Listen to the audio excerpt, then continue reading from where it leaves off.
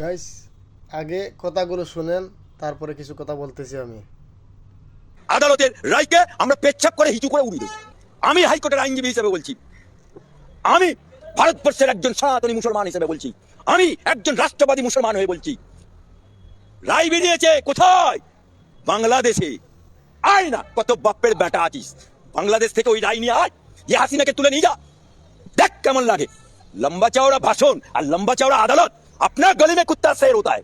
কোন শালা করবে, কোন হারামের বাচ্চা করবে আজ ইন্ডিয়াতে, দেখি কার কত দম আছে। একটা হাসিনা, একটা অসহায় নারী, যারা বলে না মোদি মুসলমান বিরোধী, আর মোদির এই মুসলমান, এই বাংলার মুসলমান না, মোদির রাস্তায়।